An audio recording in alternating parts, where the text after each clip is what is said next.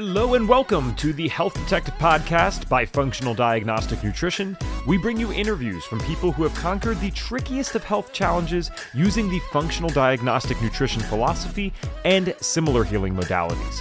You're going to hear from experts who have been through the ringer with their health issues and yet managed to come out on the other side. You can always visit us at functionaldiagnosticnutrition.com, but for now, here is today's episode. All right, hello my friends, and welcome back to another episode of the Health Detective Podcast by Functional Diagnostic Nutrition. My name is Evan Transu, aka Detective Ev, and I will be your host for today's show, episode number 441 of the Health Detective Podcast. If you haven't heard yet, I'm still on the road. We got about a week left before we make the trek down to Austin, Texas. We'll have the new studio and stuff in the apartment, so very excited for that. Although I will say, this doesn't look too terrible. I figured out how to use a green screen finally, so I wish I figured that out 400 episodes ago. But we're making progress here. That's all that matters. I have two quick announcements for you all. One, if you clicked into an episode like this based on our title, I'm going to guess that you would also like to learn about the gut-brain axis and maybe perhaps its relationship to neuroinflammation. If that's something that you like to do, join us at fdntraining.com/HSU, or you can click scan the QR code above me. That's fdntraining.com/HSU. We'll have Brendan Vermeyer on for our Health Space Unmasked event. It's an event that we do the first Saturday of each month. However, we only really end up doing about 10 per year because we typically skip December. We usually skip July as well. Just with July 4th, it gets a little bit busy. So there's only about 10 speakers that get selected for this throughout the entire year. And Brendan is great on many topics, but this is one of his favorites. He got into this whole space to kind of learn about the more functional and holistic approach to mental health. So when we say neuroinflammation, just know he actually means neuroinflammation in its relationship to how it affects people's mental health. So if you guys want to nerd out with us, it's completely free. We actually spend about 2 hours together on that call. It is on a Zoom. If you guys want to be on video, that's great. If you don't want to do that, that's totally fine as well. But it's set up actually as a Zoom meeting. So it's pretty sweet. You get to meet the founder of FDN if you'd like to. You can ask him questions. Obviously, you can ask Brendan questions as well. So we'd love to see you guys there. I'll be co-hosting. That is fdntraining.com/HSU. Completely free to register. Last quick announcement today. I have no idea how many tickets are left, but at the time of recording this, which is August 22nd, 2025, there are at least some left. That is for the Hicks Conference, which is coming up October 9th through 11th in sunny San Diego, California, specifically sunny Mission Bay in San Diego, California. If you have never been to San Diego or never been to Mission Bay, please just take a second really quick to go on Google Images and type in Mission Bay Hyatt, San Diego. And if that doesn't make you want to go, I don't know what will. I just got news in the last 24 hours. We have 2 people that are RFDNs that are not only coming to this conference, but they're using this conference as an excuse to come to the US for the first time. So one is coming from Australia, one is coming from Hungary. I just think that's absolutely amazing, and I can't wait to meet these lovely ladies. So this is about the closest thing that we do every year to an FDN conference. We expect over 80 FDNs to be there, probably even 100, including staff members. So please join us at Hicks. Get on the QR code, scan that. If you are in the audio version of our podcast and listening a couple weeks afterwards, then tickets might be sold out. If it's in the description, it's probably still available. The code is SUMMER30. That is only good until the end of August. Again, assuming that there are tickets left, but all caps SUMMER30 gets you 30% off. And bam, I did my ads in less than 4 minutes here. Let's get to our guest. Alyssa is a holistic health practitioner with a background in molecular biology and nearly a decade of experience as a laboratory scientist. She specializes in helping a diverse range of individuals, from young children struggling with chronic constipation to women facing hormone imbalances and burnout to people of all ages with Down syndrome, including those experiencing regression. I'm particularly interested in that. Alyssa combines functional lab testing, personalized protocols, and a compassionate, faith-grounded approach to address the root causes of fatigue, brain fog, gut issues, and more. She is the founder of Find Empowered Health, where science meets intuition and healing becomes a journey of restoration. Welcome to the Health Detective Podcast, my friend. Thank you. I'm happy to be here. Yes, very excited to talk to you today. So what I always like to ask our guests before we get kind of fully kicked off here is very few people get into this space by accident. I'm guessing with your background, you really did not get into this space by accident. So assuming that you might have had a health journey and some symptoms, what did those look like and when did they begin?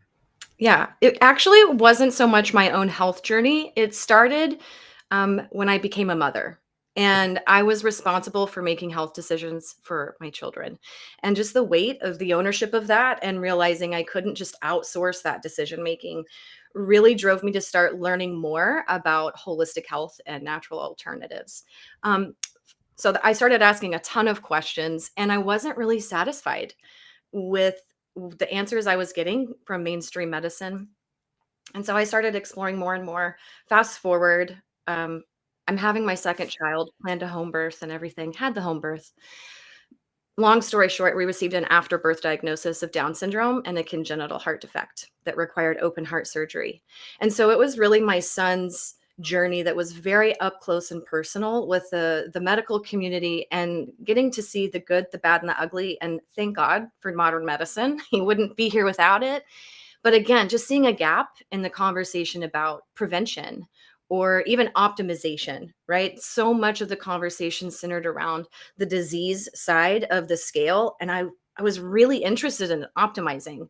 A fun little fact is that in college, when I was getting my undergrad in molecular biology, I sold mineral supplements for cattle. This is so obscure, but I have to say it. It was obvious to me that those farmers, because it's a business decision, really cared a lot about the health of their cattle, whether it was for beef cattle or dairy cows. And so they supplemented them and with nutrition, specifically and strategically, to optimize their health, which in turn optimize their output, which in turn optimize the farmer's business. So I already had this kind of like foundation of like just kind of basic nutrition and optimization. But in the human health world, for some reason, that was just completely missing from the conversation.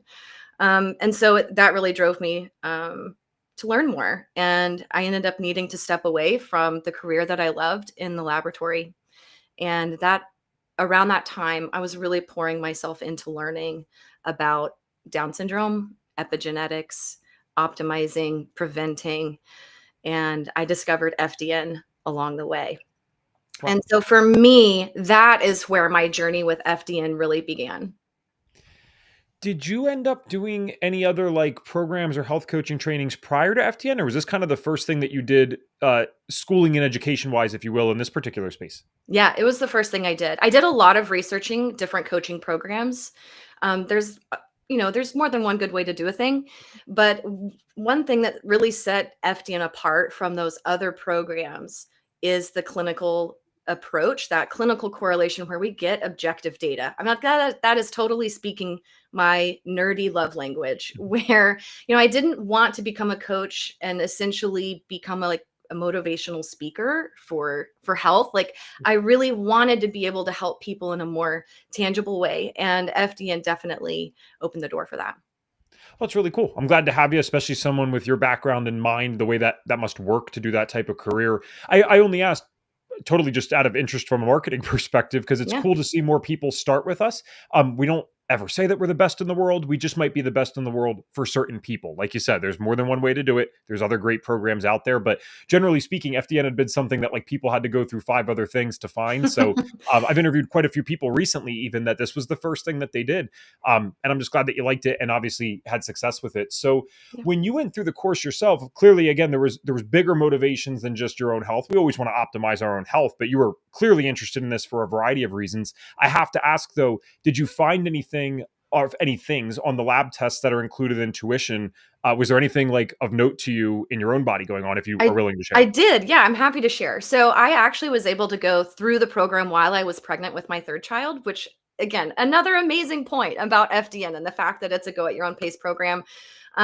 So when I was finishing up the program, I was about 6 months postpartum. So my hormone tests and some of those interpretations were a bit limited. I was still breastfeeding, but on my gut health test, I saw that the work I'd been doing on my gut up to that point really was working. I didn't have a lot of pathogens. I didn't have overgrowth, but there were indicators that my liver needed help. And that's definitely a classic sign for me, even still, that I'm continuing to work through as, through different stages and seasons of life. But yeah, being able to tell even then that even the confidence of knowing what I'd been working on was actually making a tangible difference in my health was like such a motivation boost to help keep me motivated and moving in the right direction. Awesome. Obviously, today we'll get to this gut hormone brain triad. I think that's very interesting. And maybe I'm being a bad host here because I don't want to ever mislead someone with the title. I cannot resist. I have to dive into this particular Yeah, topic because you also submitted this on the notes. So it's not that you didn't want to talk about it yourself. sure. You mentioned your second kid has Down syndrome. Now, Alyssa, I don't know if you've ever listened to the podcast. No offense if you haven't. No offense taken, at least. But what's so interesting about that particular condition is I actually loosely reference that when I'm making a comparison for people. So what I mean by that is I actually always say on here, listen, guys, you can do a lot if from, day one of being born, maybe you weren't like sick from day one. You got progressively sick. That's probably Hmm. the genes being activated.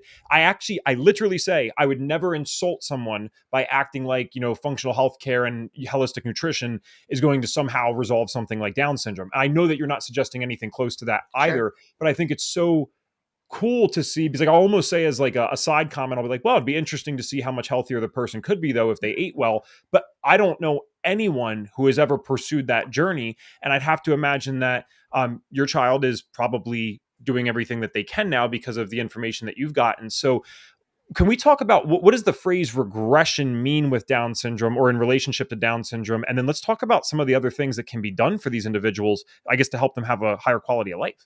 Yeah, that's such a good question.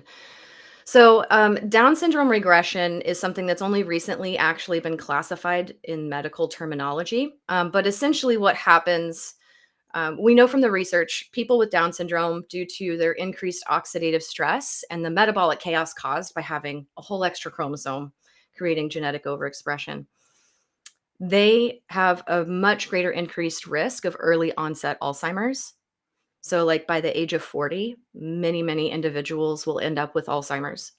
But regression is a bit unique from that. It's very similar in regards to what happens in the brain and what we see symptomatically. There's a few unique differences, but it comes on much earlier in life and it comes on very, very fast.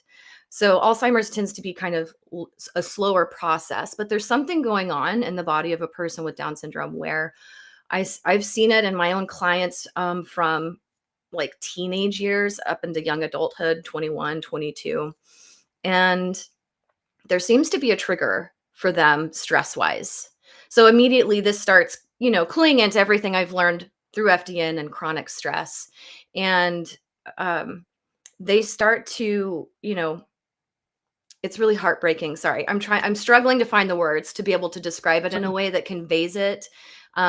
And I always want to be respectful to the families experiencing it because it is not trivial. But to be clinical, these people start to regress in every sense of the word. Where they were speaking, they stop speaking. Where they were self feeding, they stop self feeding. Where they were social, they stop being social. Um, some people experience aggression, similar to dementia and things like that, where a person may become aggressive. They're just really not themselves. Catatonia is a really big issue, and there are people, thankfully, in the medical community who are trying to address this. Like I said, it's recently in the last few years actually received a clinical diagnosis. Prior to that, doctors are really on their own and very divided in how a person might be diagnosed. And I know that's not what we do here in FDN, but just for the sake of listeners trying to understand what we're talking about, those people might be diagnosed with late onset autism, depression, bipolar disorder. They're put on antipsychotic medications, they're put on antidepressants, and the parents aren't really seeing any benefit from that approach. And so what I've been able to see and kind of unravel through my practice and the functional lab tests is there's a very huge connection between the gut and the hormones and the brain. And I think Brandon Vermeer's spot on. I can't wait to listen to what he's going to talk about the gut brain axis as it relates to mental health. That's absolutely a part of this. As it relates to Down syndrome and regression, I couldn't ignore the fact that so many people are saying there was a stressor preceding this really quick, rapid onset of these symptoms. It might be an illness or a surgery. It might be a big social change, losing a loved one or a pet, graduating from high school and losing their social group. COVID was a very, very impactful experience for all of us, but especially for those that are less stress resilient. So that's where I started to kind of see the connection there between gut health and the hormones and the brain. Wow. Okay. So what I'm getting, even though again, I'm not trying to make this the whole podcast, but I No, think you're this is great. so Dig interesting into is, it. Please and do. no Yeah. one's representing that group as far as I know. Yeah, I'm not dig in those in. groups. So when we're talking about, hey, there's a potential stressor that's triggering all this other stuff, I'm thinking about like, okay, so has it been accepted then for parents maybe that have a kid with Down syndrome that life is supposed to be this, and it's never that it's going to be optimal, right? It's a condition for a reason. They have something Sure. that is not normal compared to the average person, obviously. But is it that it could be significantly better for them over the course of their life? Is that your belief, knowing what you know now? And it's just kind of been accepted that this will happen to a lot of these individuals because no one's really looking at the clues. Yes. Yes, 100%. Hmm. Um, as it relates to the genetic overexpression caused by that third copy. So, for any listener who's not familiar with Down syndrome, it's also called trisomy 21, which means there's a third copy of the 21st chromosome. Genes exist on those chromosomes, and genes create gene products that go around in the body and do work. And just like making a cake, if you were to add too much of any one ingredient, it's going to change the final product, right? And so the same is true when we have all this genetic overexpression. And so, a simple example is the SOD gene. And it's located on the 21st chromosome. And it's an antioxidant gene. And you'll actually see a lot of products marketed as antioxidant, and it increases SOD. And that's like a really good thing. In people with Down syndrome, SOD is upregulated. It creates hydrogen peroxide as its end product. And normally we have catalase and glutathione peroxidase that will come along and break down that hydrogen peroxide, which is a good thing because hydrogen peroxide left on its own can damage cells, cell linings, cell membranes. It can create oxidative stress, ironically. Um, and so one of the things I learned when I had my son and I was searching for anything that I could do to help optimize his health was learning about a special vitamin formulated specifically for people with Down syndrome. It's a multivitamin. So just like we have multis for children and women and men over 50, this multivitamin is specifically formulated for people with Down syndrome. It's called Nutravine D. And so my son has been on it since he was 4.5 months old. And with Nutravine D, what we see, there is research showing this, is that it increases production of catalase and glutathione peroxidase. So we can't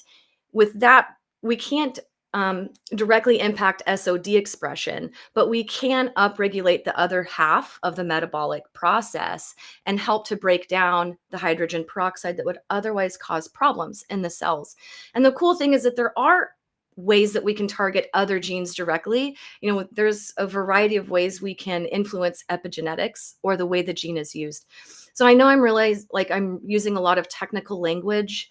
So to bring it down, the genes and that genetic overexpression causes metabolic chaos. And we can use targeted nutritional intervention. We can use diet. We can use lifestyle things like quality sleep, good exercise and movement, good social structure, good connections, healthy relationship with people to influence that genetic expression. And so that's where I started to realize, in the medical approach, unfortunately, not always, but unfortunately, very often doctors will see the diagnosis of Down syndrome and just go down the checklist. And the problems that they experience because of the metabolic chaos caused by genetic overexpression is just considered to be part of Down syndrome. Oh, they have sleep apnea, that's just Down syndrome. They're small for their age, that's just Down syndrome. They have reflux, that's just Down syndrome. And so parents aren't really given even the concept or hope that things could be better than they are. And I firmly believe God designed our bodies on purpose for a purpose. And then he designed our bodies to heal themselves naturally. And that includes bodies with an extra chromosome. And I'm not here to place limits on how far we can get with that. I just want to empower people by giving them access to the data and the tools to start to make those changes and improve their health and well-being. Is it fair to say, I know it's probably not labeled like this, maybe it is. I have a lot of ignorance around this. You know how like autism, they have the autism Sure. spectrum. Even if it's not worded this way typically, is Down syndrome something that you believe to be found on a spectrum? And I only ask because when I hear Down syndrome, there's someone who instantly comes to my mind. His name's David. I went to school with him when I was younger. He was Mhm. actually in some of the general ed classes that the rest of us were in. Just he had an assistant, of course, Sure. but he was in those classes. One of the nicest people that you'd ever meet. He was funny as crap. Like that was kind of his main thing. That guy could make you pee your pants laughing. I mean, he was very aware of it. Like he knew that he was Oh, being yeah. funny. Mhm. And he works a normal part-time-ish job now that like is still a job that I would have worked at one point in my life. So it's like he's participating in society. He looks very happy, but I am only seeing one part of his life. But when I see that, it's like that's what I think of. And so now Mhm. I'm hearing all of this and I'm kind of like, well, one, I'm sure his life is not perfect behind the scenes. And I kind of would have guessed that part. But is it fair to say that there is a spectrum here where maybe some people with this label of Down syndrome are experiencing significantly worse outcomes in life than maybe this person, David, I'm talking about? Absolutely, yes. Okay. There it does exist on a spectrum, and any parent who gets the diagnosis and is sitting in the geneticist's office to receive their diagnosis is told exactly that. That they may have the full copy of the 21st chromosome, but there's no way to predict, what that child's outcome will be, what they'll Mhm. be able to do, what their timeline will be for crawling and walking and everything like that. So yes, it very much does exist on a spectrum. And just like the rest of us walking around, some of us might be more impacted by a diet poor in nutrients, right? Mhm. That's not rich in veggies. While other people seem to be a little bit more resilient. So even though people with Down syndrome do have that extra chromosome in common, they still have a variety of other genetic factors that are completely unique to them as an individual, in addition to environmental factors, right? Just that chronic stress piece can play a really big role in that. Okay. I'm beating around the bush for something because I never share my direct beliefs on stuff outside of health, and I'm hesitant to go here, but I feel like I'm not being authentic if I don't. So I hope I don't piss off any of our listeners because I don't I'm hearing this side and I'm like, wow, some of these people are freaking suffering. And so it's opening up my mind because again, I only have this image of David. Whenever I hear Of Down like the syndrome, that's happy, yeah, that's very, yeah, yeah, and they're I happy, see it. happy all the time. Yeah. And Alyssa, I'm just going to be very transparent with you. One of the things that upset me, this is not even a political, I am not speaking politically at all. I'm speaking morally. I'm not sure if you're familiar with what they do in Iceland, and there's one other European country that does this. But for those that don't know, fact check me on it. I'm not lying to you. They have more or less kind of eradicated Down syndrome, and it's not because they cured it. It's because they do pre-screenings, of course, in pregnancy, Hmm. and the vast majority of people in Iceland choose to abort those pregnancies, like vast majority, because the Yes. person has Down syndrome. Now, politically would be like, oh, you don't have the right to do the actual act. I didn't say that. I'm speaking morally now, where does a condition allow someone or allow us to dehumanize them enough to the point that we get to say, well, we know what's best for their life, but it sounds like they're suffering greatly, some of them. So I'm not, I think you can kind of see where my mind I was at do. before this podcast, but I don't know what to think about that. I'm not stating a direct opinion because I think it's complicated. Because also at the same time, some of these people, I mean, like, you are the best possible situation that your kid could have had. Someone as aware of you, as Sure. aware of this stuff as you are, and then also you're very intelligent, right? That's not what everyone has in their life. Mhm. So, um, I might stop there before I get myself in more trouble. If you want to respond to that, feel free. I I'd want to put love you on to the spot, respond but I because don't. I this is wild that you're bringing it up because I've actually had conversations very recently with other moms within the Down syndrome community. Mhm. And what we were talking about. So, yes, to your point about Iceland, that is in my opinion, my personal opinion, a very devastating statistic.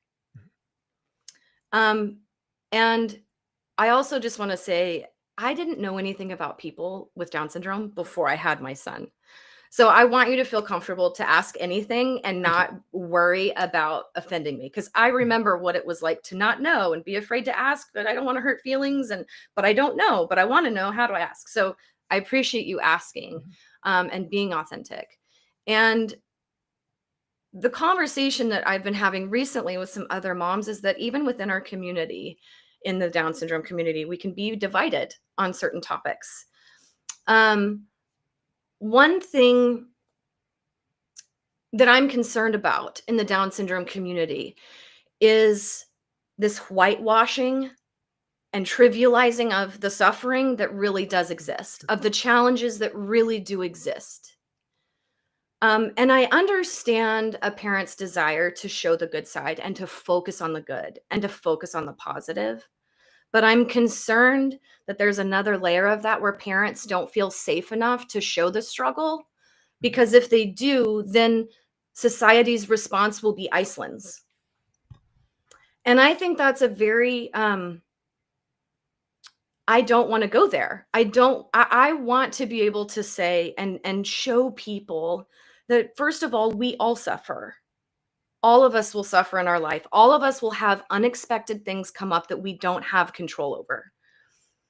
And suffering does not negate my son's right to life or the right to grow and be challenged and included and supported. And so I think this is such a really important part of the conversation.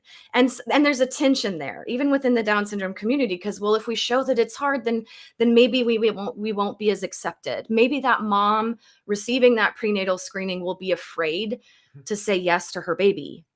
And I just want to say that in my experience, there's an inexplicable connection between the challenge and the blessing that we receive on the other side. I don't know how to explain it. It's not logical, but it's very real. I wish I knew how to convey it in words in a better way.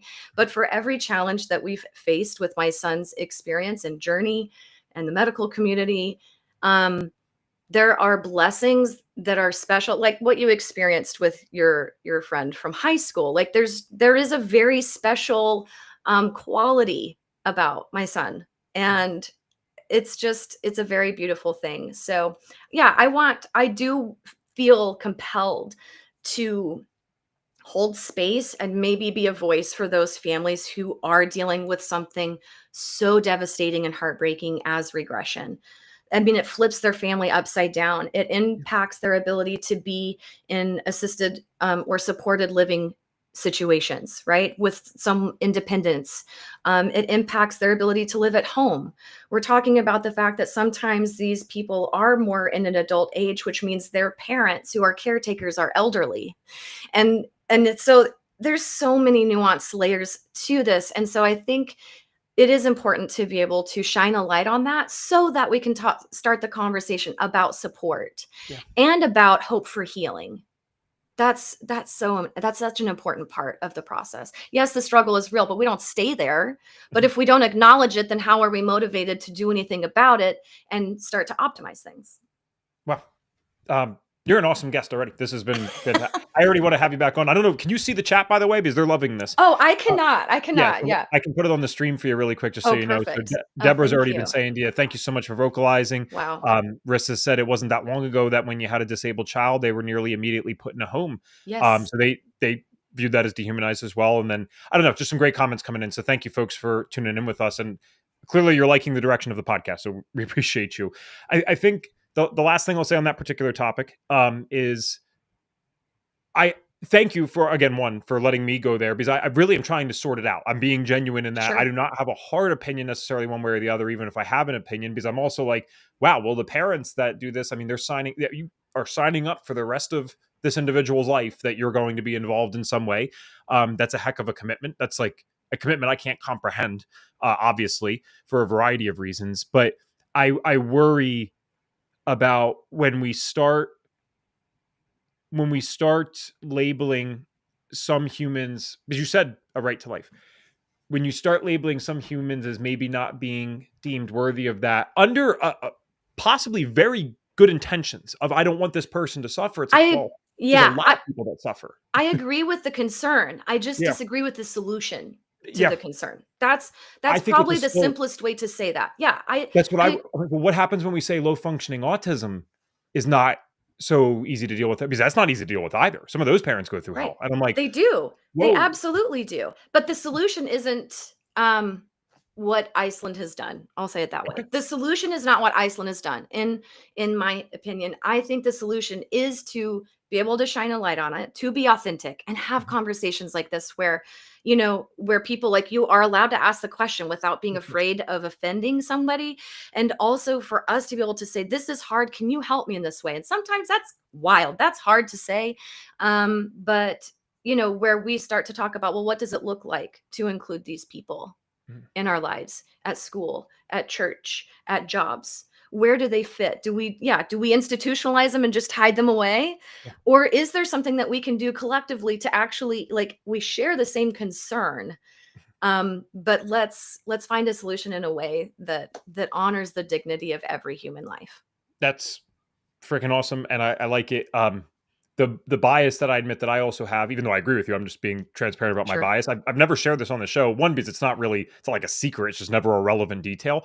And I'm sure the technology has come dramatically farther in 30 years, because I'm about to be 30 in September. It's a true story, though. They told my parents I was more likely than not to have Down syndrome. And my parents said, screw it. We're going to figure it out either way. Mhm. And I mean, I came out a little interesting, right? But I'm That's doing okay. such a common story. It really is. And I'm definitely glad I'm here. And I'm then you glad think you're about, here. like, whoa, it's one thing to make the decision. I can at least see the perspective there. But if you made that decision only to find out one day when technology got better, oh, it actually wasn't. I Your kid know. wasn't even going to have that. It's like, oh my gosh, this is tough. I'd love to have you back on just for this. Probably, I'm 30 minutes in, so maybe I get to this thing All about right, the gut let's hormone do it. brain triad. Uh, I want to transition us into that if I can. I always mention this if it's relevant. So one of the things that we do with our guests, guys, is we'll have them submit some stuff. Just like, I want to know what you want to talk about, and this was on there. And I want to know some of the things that most light you up. And I think a great way to transition into more of the scientific stuff is something that I find very interesting for a personality like yours. You talked about in the notes the validity of peer-reviewed research and how important it is, but yet you still also value this intuition. You value ancient practices and things that Mhm. have been done for thousands of years with natural remedies. How do you balance that, especially with your you're about as science-based as you could be given your previous career? So how Yeah. did you balance the best of both worlds? Because I find people are usually, they're full out hippie in the field, or they're like, this clinical thing, and if it doesn't have all these studies, we don't believe it. So it's a Yeah. cool balance to have both. Thank you. I have to take you back to my childhood, actually. I was thinking about this in preparation, and I didn't know if it would come up. I just love how this is working out. When I was growing up as a kid, my dad was a teacher and a coach. And my sisters, we were all athletes. We played sports year round. My mom was a librarian, so she was like the researcher.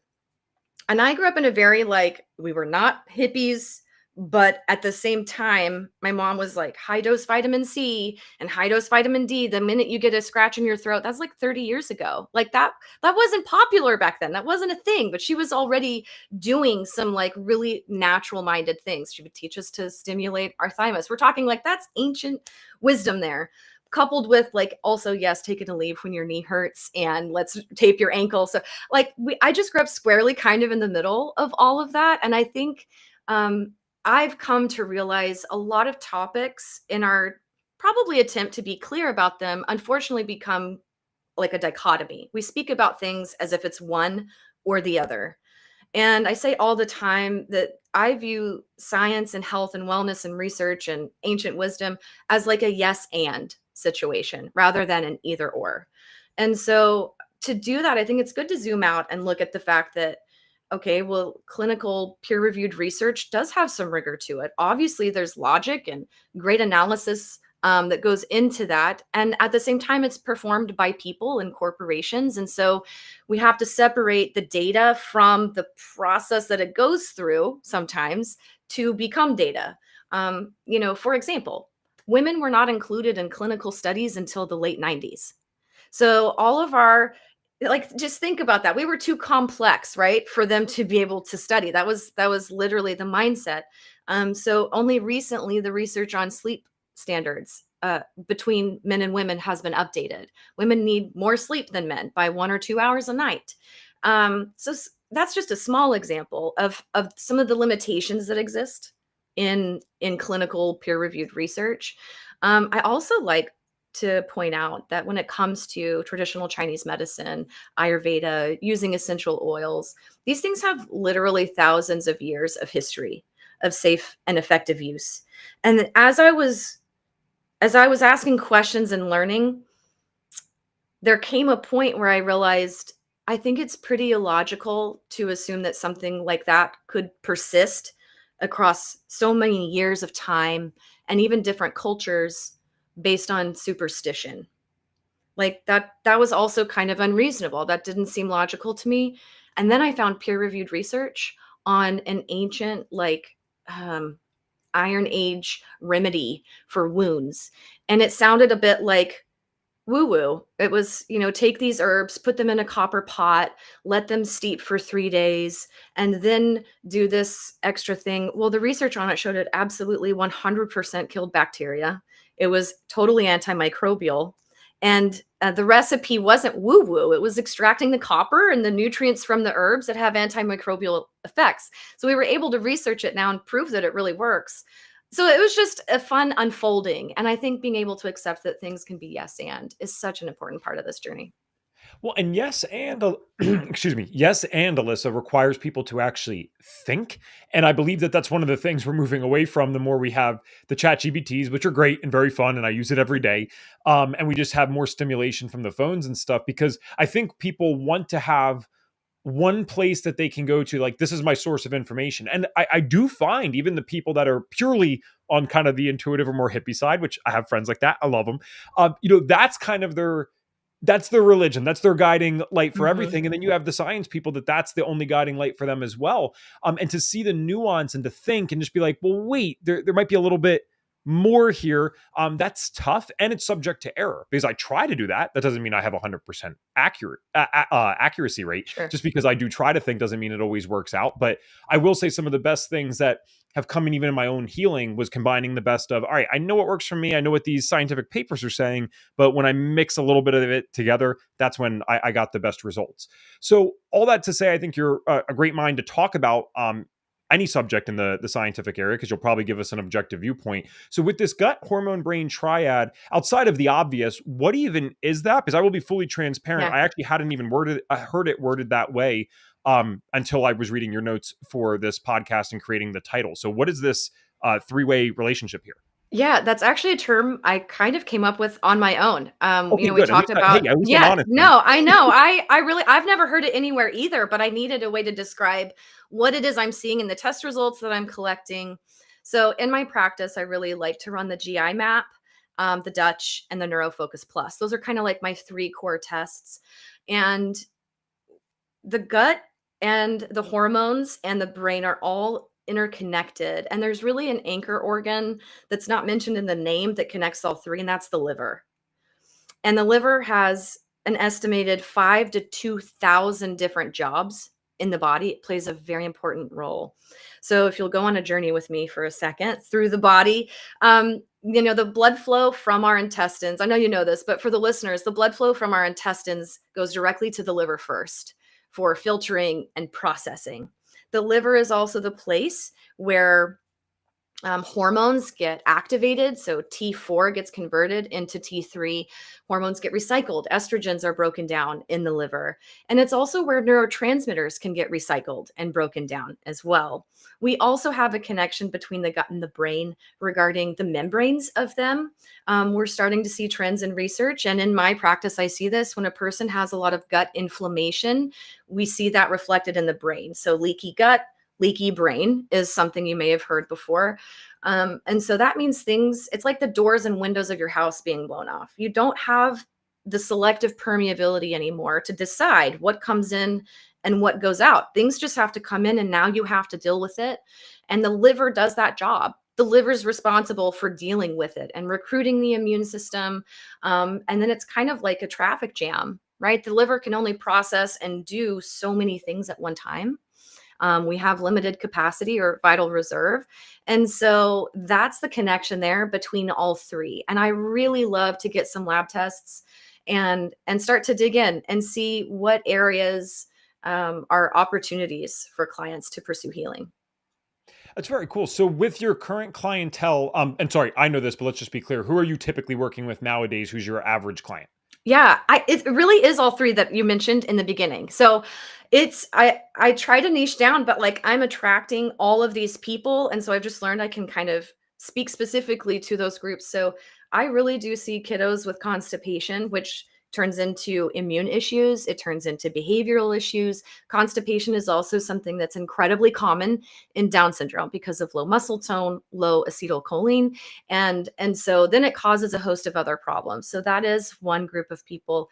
I'm also seeing a lot of stressed out moms. And I think that's probably like the special needs mom in me, that like, I know how important it is now. And I'm really thankful for FDN being able to empower me to care for my own health and being able to speak to those women who are more than likely putting themselves on the back burner and prioritizing their family out of a very good place in their heart, right? To care for and to serve. And yet, as women, we're often the gatekeepers of our family's health. And so, we're doing the grocery shopping, we're cooking, we're scheduling the appointments, we're giving the medicines and vitamins and all the things. And then people with Down syndrome, just because of what I've learned about epigenetics and some nutritional things that we can do for them, specific supplement routines that help address that extra chromosome and the metabolic chaos. And more recently, being able to work with clients with Down syndrome regression. And we're seeing the needle move for them towards healing and reducing those symptoms. So that's really exciting. Man, you're making this so tough for me because I want to. My question was supposed to be next. Sorry. I wanted to go in the direction of, are you seeing particular patterns on these three labs in XYZ group? But there really are some distinct groups here. So let's buff out what we can. I'd love to know, especially with the people who have Down syndrome, then they're getting that neurofocus panel as well. Yeah. What between the neurofocus panel, the GI map, and the Dutch, are there any patterns that you're seeing more often than not? Yes. The reason that we test is because nothing's identical, but typically if you work with For a sure. clientele, yeah, you start to. And the cool thing is, I think it can simplify the answer for you and include all three groups. The trends tend to be the same in all three groups. And so, but the way I would make recommendations for each of them is very unique, right? What I'm able to recommend that's useful for a child is totally different from a 45-year-old woman versus a person with an extra chromosome, where we want to be a little bit more strategic. So I think that's probably where the major differences kind of are tweezed out. But the trends that I'm seeing are usually a really flat cortisol curve. So really depleted cortisol. It kind of depends where I catch them. For example, I'll just speak about Down syndrome regression. If I am able to start working with the client early in that process, let's say within the first 6 months or so, I tend to see elevated cortisol. I tend to see lots of inflammation. You can tell we're kind of like in that acute onset phase of metabolic chaos. There's lots of inflammation, excess cortisol. Adrenals are really cranking out and trying to do the job. Sometimes we'll also see elevated neurotransmitters at that point as well, because the same thing is happening in the brain. The brain's really trying to respond to the demand that's being put on the body. Whereas someone that's coming to me 2 years, 6 years into the process of, which that's unfortunately is common because they're trying to navigate this process within the medical community first. And it's They probably don't even know. They don't even know. Yeah, they wouldn't even know. Exactly. It's when they get desperate enough to like say, I've got to look somewhere else, and they realize that, the medications, the lack of guidance from the medical community really drives them to start to look elsewhere. So I do come across clients later in the process. And for them, what I'm seeing in the test results is just a total depletion of vital reserve. So low adrenal output, very low flat cortisol curves, maybe excess cortisone. So the body preferring cortisone, even though cortisol is low. So we've got inflammation, elevated calprotectin and zonulin. In my clients with Down syndrome, especially, I see a lot of low secretory IgA, but also elastase 1. That's what I really meant to say. In my clients with Down syndrome, low elastase 1, which is associated with the pancreas and pancreatic function. So there is something to that extra chromosome. People with Down syndrome are more likely to struggle with metabolic syndrome and issues with that. So there's a connection there that I'm still tweezing out. And in the neurotransmitter profile, also seeing things like super depleted there, the longer that chronic stress goes on. Okay. I wanted to follow up specifically, we don't hear, there's so many things today that you're bringing that are fresh, so I appreciate this so much. But on the neurofocus panel, that's not something that we've talked about maybe more than once or twice in 400 something episodes. So when did you decide that was going to be one of your, more or less a foundational lab. GI map, Dutch, we hear that every Sure. day. This as a foundational is very interesting. So what made you decide on that? I started learning about families experiencing regression, and I started hearing their stories of the number of medications that, from SSRIs to antipsychotics to sedatives, many of those influence neurotransmitter levels, and yet they'd never had their neurotransmitter levels checked. Like, not even once. Hadn't even been a conversation with their doctor. And I thought, okay, there's something we can do about that. And so that's when I knew again about the connection between the gut and the brain. And I thought, wow, I know the Dutch and the GI map pair really well because of the connection with the liver and hormones and gut. And I just realized that the same is true for the neurofocus panel and the GI map. Um, so yeah, that's the origin of that one.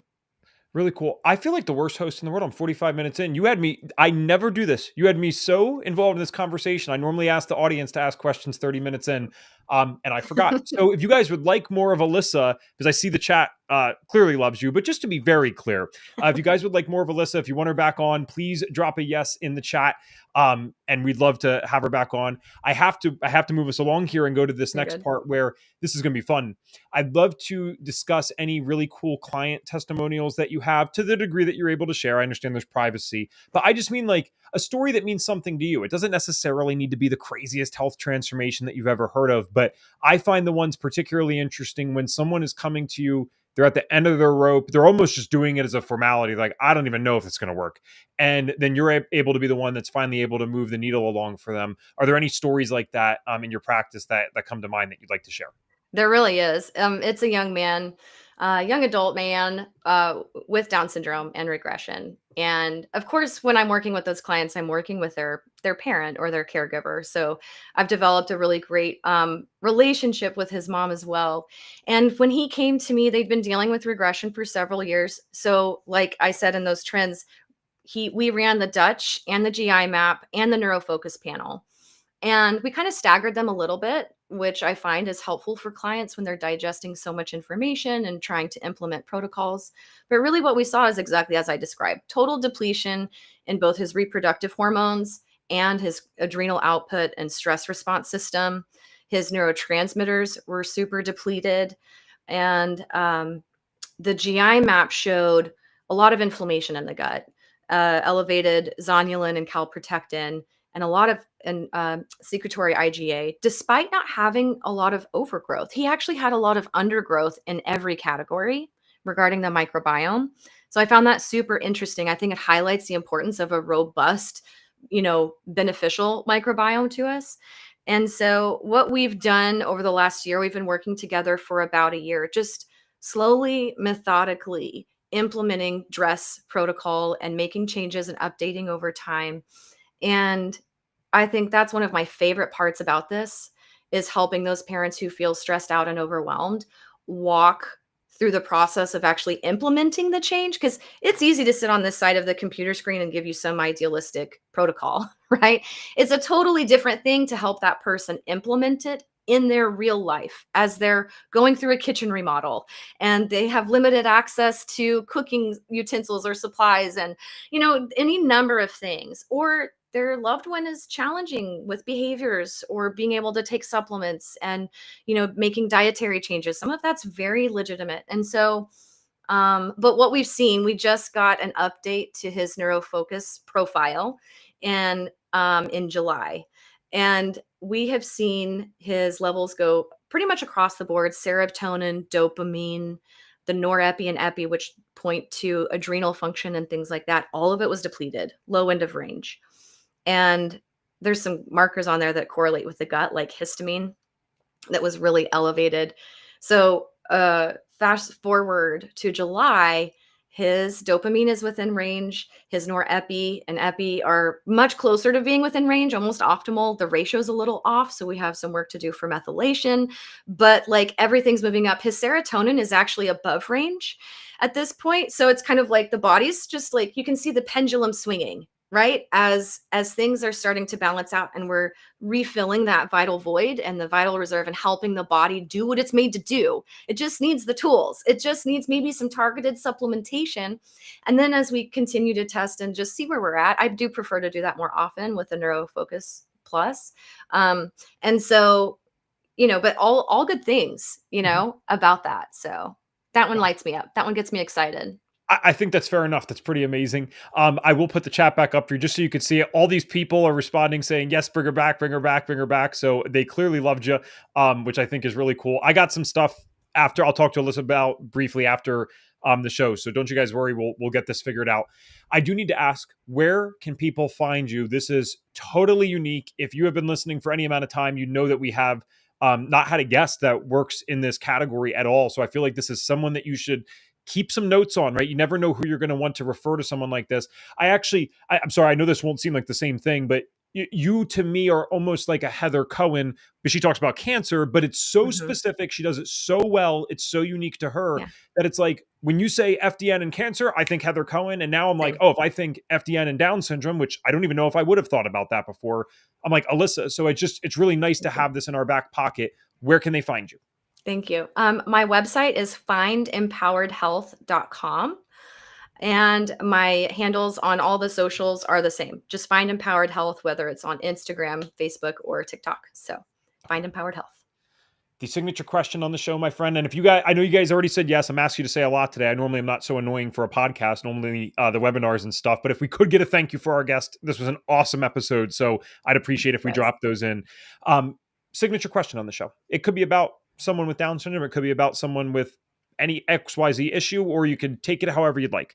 But if we could give you a magic wand and you could wave it and you could get every single one of our viewers and listeners to do just one thing for their health. So maybe you get us to start doing one thing, or you can get us to stop doing one thing. What is the one thing Alyssa gets us to do? I love this question. I thought a lot about it. There's so many things that I'm like, oh, how do I narrow it down? My answer would be a mindset shift into actually believing that there is hope for healing. I think that is probably one of the most transformational changes a person can make. And I think that will serve you well, whether you're at the beginning of your journey or whether you're partway through and feeling discouraged, is believing and hoping for healing.